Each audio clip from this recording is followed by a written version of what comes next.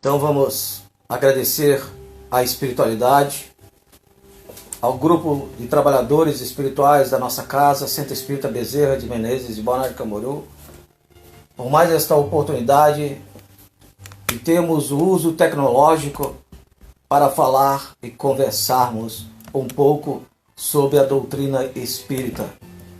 Essa doutrina que nos traz tanto conforto, tanta paz e sabedoria para as nossas jornadas evolutivas nesse planeta terrestre.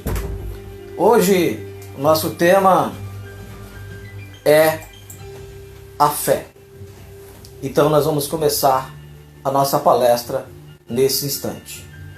Quando falamos a respeito da fé, não podemos deixar de reflexionar em torno da confiança natural que existe em todas as criaturas humanas, inclusive em nós. Allan Kardec, no Evangelho segundo o Espiritismo, numa página repassada de beleza, faz o estudo da fé, utilizando-se de algumas parábolas de Jesus. E o brilhante codificador da doutrina espírita, ao analisar a fé, refere-se principalmente à fé natural. Ela tanto pode ser humana como pode ser divina, porque ela procede em última instância daquele que é o nosso genitor sublime, o Pai Criador. Allan Kardec, aprofundando a questão da fé, demonstra que ela pode ser imposta. Sim, meus irmãos, ela pode ser imposta. A ela, a fé imposta, a fé antiga, a fé tradicional, a chamamos de fé cega. Mas Allan Kardec, durante seus estudos sobre a fé, nos esclarece, nos revela e até nos mostra que a fé também pode ser adquirida através da lógica, da razão. Essa denominada de fé racional. E com muita propriedade, Allan Kardec a elegeu como paradigma da doutrina espírita, de fé verdadeira. Somente é aquela que pode enfrentar a razão face a face em todos os momentos e épocas da humanidade. O tema de hoje, como já deu para perceber, nos leva diretamente num mergulho ao Evangelho segundo o Espiritismo. Mas, para dar uma introdução a esse tema de hoje, a fé, com o intuito de nos atermos e recordarmos alguns aprendizados sobre o Evangelho segundo o Espiritismo, vamos dar uma passada pelo capítulo 1 deste Evangelho, onde Kardec coloca que a ciência e a religião são como duas alavancas da inteligência humana. Uma revelando as leis do mundo material, a outra revelando as leis do mundo moral. Mas que apesar disso, durante muito tempo, a ciência e a religião como se repeliram, porque entre elas faltava um traço de união. E diz Kardec que esse traço só surgiria com o conhecimento das leis que regem o mundo espiritual e as suas relações com o mundo material. Então, a ciência passaria a considerar a transcendência, o espiritual, e a religião deixaria de ignorar as leis da matéria. E de fato, quando a fé se voltou para a crença e a ciência não encontrou nada de lógica na fé, começou uma nova era na humanidade. Sim, uma nova era, meus irmãos. Aqui estamos vivendo.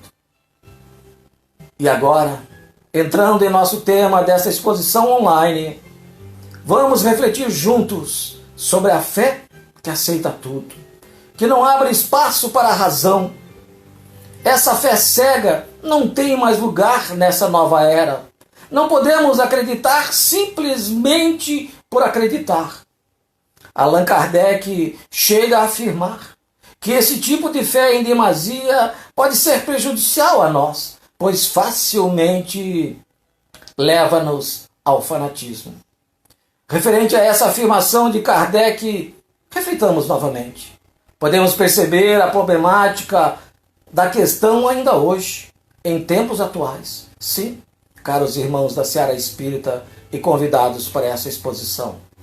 Quantos fanatismos exagerados já ouvimos, presenciamos nos noticiários, usando o nome de Deus para justificar esse tipo de fé. Quantas lutas, quantas guerras, quantas mortes já aconteceram e ainda acontecem em nome do Cristo. Para complementar ou compreendermos um pouco melhor, vamos dar um exemplo mais próximo, mais atual e até numa proporção um pouco menor. Todos os anos, em determinadas épocas, na Semana Santa, por exemplo, quando as pessoas ainda se autoflagelam, ferem seus próprios corpos, vertem o próprio sangue, como forma de provarem a fé em Deus. Quando o raciocínio lógico, mais simples, atua sobre as lições deixadas por Jesus em nossas vidas, deixa bem claro que Deus, Pai amoroso, bondoso em toda a sua infinidade de misericórdia, jamais exigiria sangue do seu filho como demonstração de fé. Até porque esse corpo físico não foi concedido por misericórdia divina para podermos estarmos aqui nesse mundo físico, na condição de encarnados, na oportunidade de restabelecermos alguns reajustes. Corpo esse que não nos pertence, mas está sobre nossa responsabilidade. Então, nos cabe cuidar e respeitar profundamente esse envoltório, do qual nós sabemos que um dia nós iremos prestar conta. E no seu livro, O Consolador, Emmanuel estabelece uma distinção entre o crer e o ter fé. Crer diz respeito à crença. O ato de crer em alguma coisa demanda a necessidade do sentimento e do raciocínio para que a alma edifique a fé em si mesmo, inspiração divina. Diferentemente da simples crença, a fé desperta todos os instintos nobres no ser humano, que encaminha o homem para o bem, e como tal é a base da regeneração de todos nós.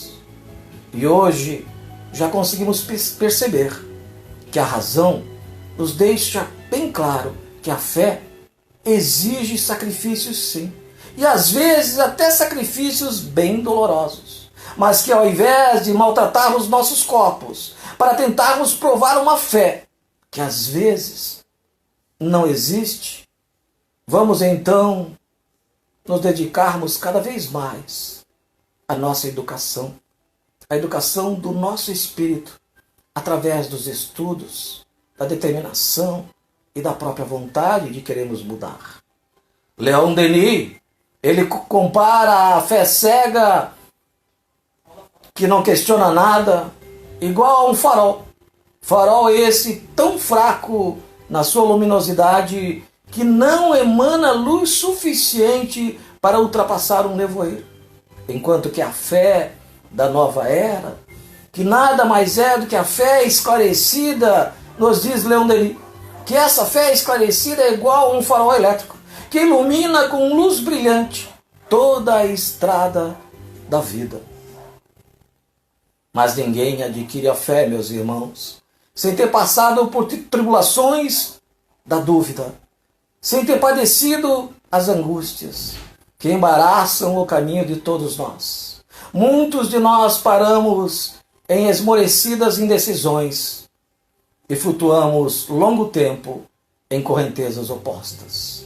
Feliz quem crê, sabe, vê e continua firme, pois a fé então é profunda, inabalável. A fé racional deve estar dentro de nós, recheada de conhecimentos, e através desse entendimento, desse conhecimento, alcançamos a fé racional, a fé esclarecida. E só assim conseguiremos superar os maiores obstáculos da nossa existência. Foi nesse sentido que se disse que a fé transporta montanhas, pois como tal, podemos considerar as nossas dificuldades, ou seja, as paixões, a ignorância, os preconceitos, os interesses exagerados pelo material. Geralmente se considera a fé como mera crença de certos dogmas religiosos, aceitos sem exames. Mas a verdadeira fé está na convicção que nos anima e nos arrebata para os ideais elevados. Mas mesmo assim, uma espécie de fé natural sempre vai existir dentro de qualquer ser humano, porque ela faz parte do nosso sentimento inato da ligação com Deus, já que Ele é o nosso genitor, Criador, o Pai maior. Inclusive, no século IV, Santo Agostinho já dizia que é preciso primeiro crer, para então compreender. Mas, sobretudo e com certeza, compreender para continuar crendo, para fortalecer a própria fé, para que ela não se cristalize, mas que permaneça sempre exposta aos questionamentos da razão. Assim Kardec nos diz que a fé é inabalável. É somente aquela que pode encarar a razão face a face, em todas as épocas da humanidade. E com certeza, foi essa fé natural que levou aquela mulher, que há 12 anos sofria de uma hemorragia constante, a procurar por Jesus. Ela sabia que o mestre passaria por ali. Sabia também que ele era seguido por uma multidão, que seria difícil chegar até ele.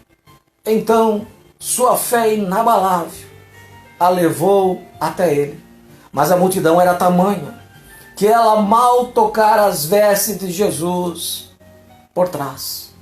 E diz o Evangelho que no mesmo instante em que ela tocou as vestes de Jesus, ela sentiu todo o seu corpo que já estava curado daquela enfermidade. Que graças à evolução, graças ao espírito questionador do homem, que quanto mais avança, mais decididamente busca respostas racionais para os fatos de primeira mão inexplicáveis, hoje se sabe o que aconteceu no caso da mulher hemorrágica e tantas outras curas que Jesus realizou, que não foram mero milagres, no sentido da derrogação das leis naturais, no sentido das leis eternas e imutáveis de Deus. E se Jesus não fez milagres, também não são milagres tantas curas e libertações das obsessões gravíssimas que acontecem em tantos templos religiosos. Porque nós sabemos que os espíritos do bem não atuam somente nas casas espíritas, mas eles estão em todos os lugares. Os portadores das bênçãos e dos recursos do alto estão em todos os lugares. Em qualquer lugar onde estiver reunido pessoas do bem, reunidas puramente pelo amor de Deus e ao próximo, sem nenhum interesse material, independentemente da denominação ou segmento religioso, lá estarão os espíritos do bem, pronto para auxiliá-los nos que lhes for permitido. Mas, como nós estamos tentando ser melhores, mais solidários, tentando ser espíritas, vamos falar sobre nossa realidade daqui, da casa espírita, entendendo que o mecanismo é sempre o mesmo, ou bem semelhante, respeitando, é claro, as peculiaridades de cada caso. Mas, dentro de outros fatores que escapam à nossa percepção e até, evidentemente, do nosso conhecimento, o fluido magnético do médium acionado pela sua vontade de praticar o bem, acrescido da fé, da confiança daquele que necessita. Esses dois quesitos, coroados pela misericórdia do bem, misericórdia divina, através dos trabalhadores invisíveis, são os realizadores desses feitos maravilhosos que denominamos, às vezes, como milagres, onde cada um exerce o seu papel.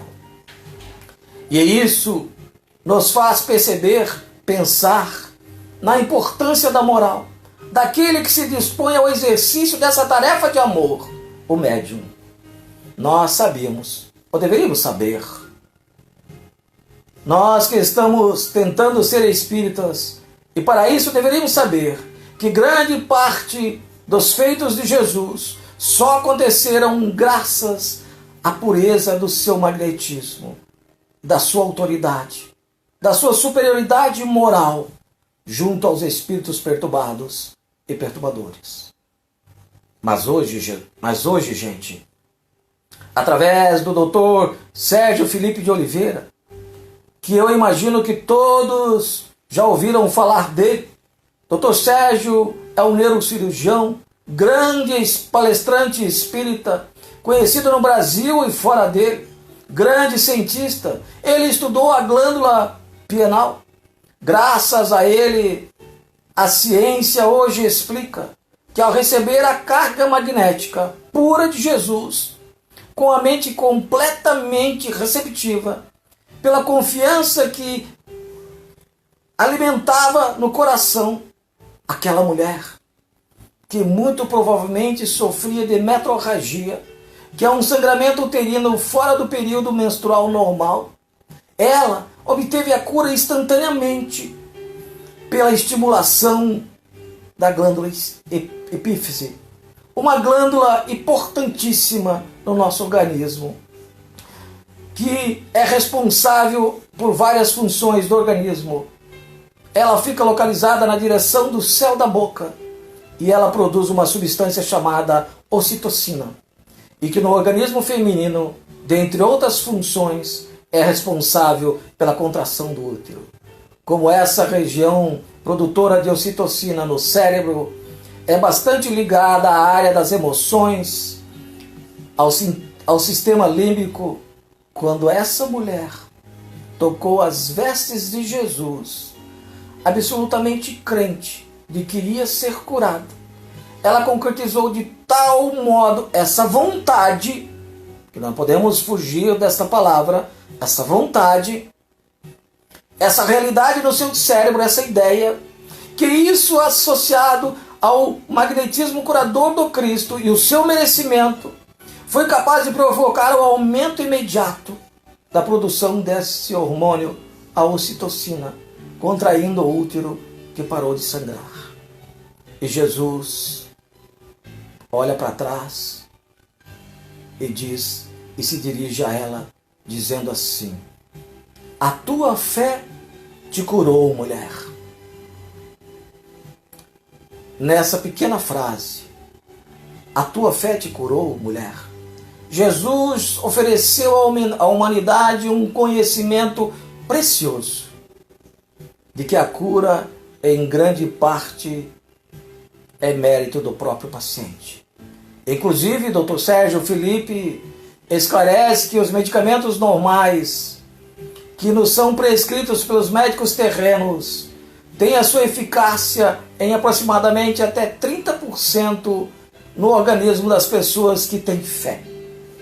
Ou seja, nós trazemos conosco o poder de potencializar até 30% ou mais o benefício de um medicamento, de um remédio. Isso é comprovado e foi elaborado através de estudos científicos. E o grande médico das almas, Jesus, já tinha esse conhecimento na época. Procurava estimular a força interior naqueles que os procuravam, perguntando-os como fez tantas vezes: que queres que eu faça? Acreditas? que eu possa te curar? Porque cada um precisa cultivar em si a própria fé, ter vontade de querer se mudar. A fé é conquistada, ela é adquirida pelo Espírito na jornada evolutiva e alcançada por diversas encarnações.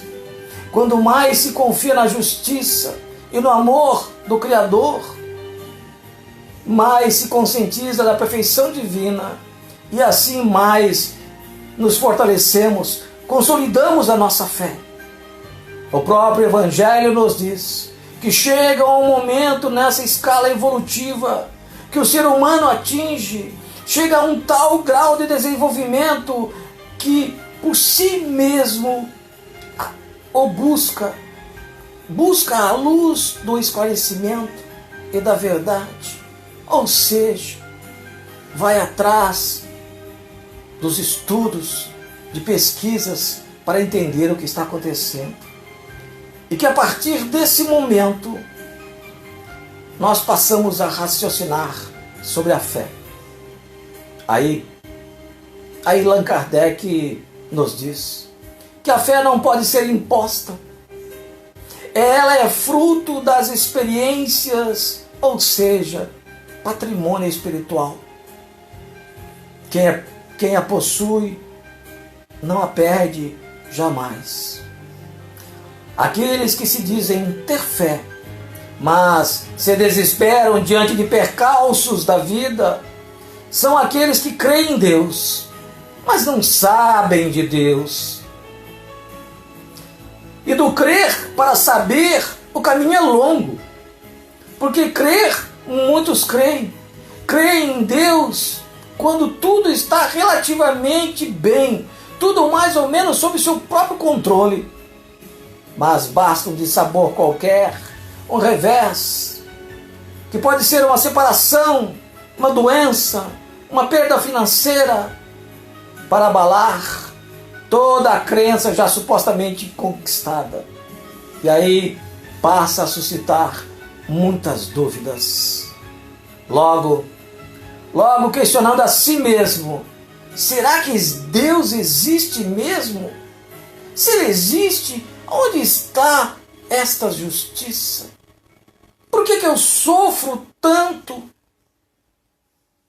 Dúvidas essas que demonstram que ainda nós não cultivamos a fé, mas a crença, a ilusão de talvez sermos detentores de algum tipo de privilégios perante Deus e Jesus, da proteção contra dores, desafios e crises. Ignorando que esse tipo de interpretação significa não crescer intimamente, de não crermos verdadeiramente em Deus nas nossas questões que temos que passar. E que o grande mérito da fé não está em afastar para longe de nós as dificuldades, não, mas em nos fortalecer através delas, para que possamos superar as dificuldades com dignidade, com amor, com paciência. Mas aquele que sabe de Deus, esse não retrocede, não duvida, e muito menos se desespera, porque o desespero é falta, é a perda de esperança. Quem se desespera, não espera mais nada. Mas quem crê, espera sempre. Enquanto espera, trabalha, porque o trabalho é uma necessidade. Porque se a aquisição da fé é um processo, e é um processo que requer esforços, que requer aprendizado, pesquisa, estudo e muita vontade. Cada um de nós está numa fase, numa etapa desse processo, onde a crença é o primeiro passo, logo vem a fé, em seguida, pela razão, pelo conhecimento e por último, a transformação, a nossa transformação. A reforma íntima, que tanto ouvimos falar e lemos tanto, a nossa transformação. precisa começar dentro de nós. Em seguida, dentro das nossas casas, na convivência com aqueles que nós sabemos que não estão ao nosso lado por acaso. Combatermos, superarmos as mágoas, os desentendimentos, os ressentimentos, os melindres. Precisamos transformá-los em compreensão, em perdão, em paz. Ao contrário do que estamos acostumados a pensar, a fazer. Sim, ao contrário do que estamos acostumados a agir. Nós precisamos começar a levar os desaforos para casa. Aquele velho ditado que se ouvia falar: eu não levo desaforos para casa, não tem mais espaço nessa nova era. Temos que levar sim, para meditarmos sobre o que devemos e o que não devemos fazer. Pararmos e sairmos por aí num mau humor terrível, arrumando brigas, confusão no trânsito, hostilizando as pessoas, tudo numa forma equivocada, terrível, numa tentativa inútil de extravasarmos os conflitos que trazemos dentro de nós. Vamos conscientemente extravasá-los dentro da nossa casa, com nós mesmos, mas entendendo como extravasá-los. O ato de compartilhar as nossas contrariedades com aqueles que Deus permitiu que fizessem parte das nossas vidas, as nossas famílias.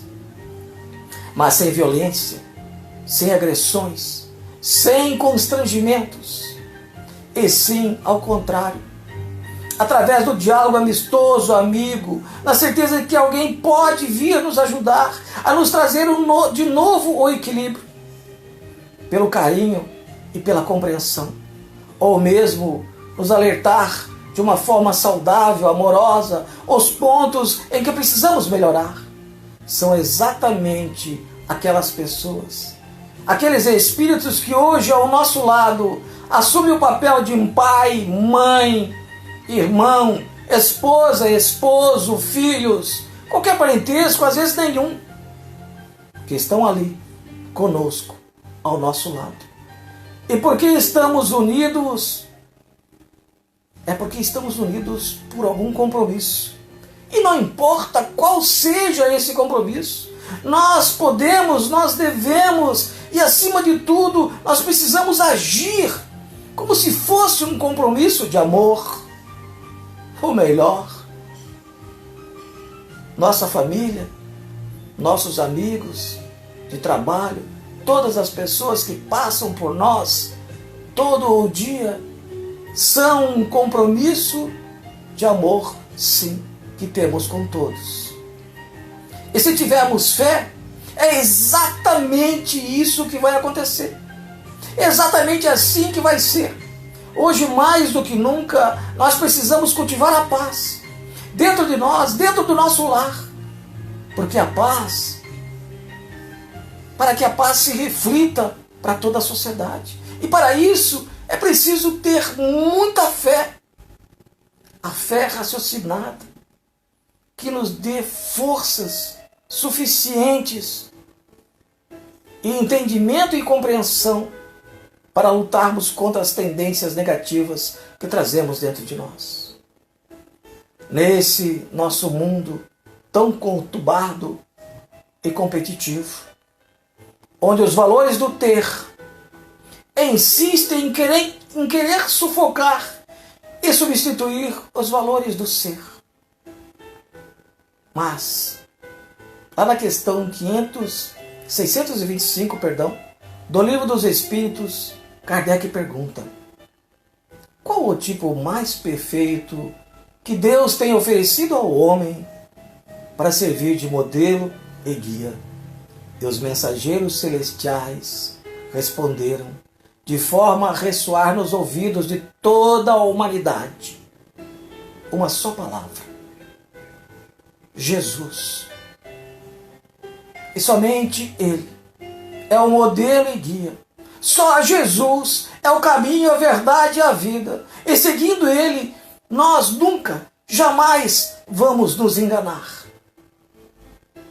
E eu, então, concluo essa exposição online dizendo: o grande apóstolo da caridade nos chama a sermos solidários, sempre, com a dor do próximo, e fazemos por ele tudo o que estiver ao nosso alcance, mas principalmente em transmitir os esclarecimentos que a nossa doutrina espírita nos proporciona. E que o mundo não está à deriva como muitos pensam e imaginam. Jesus sempre esteve e está no seu leme.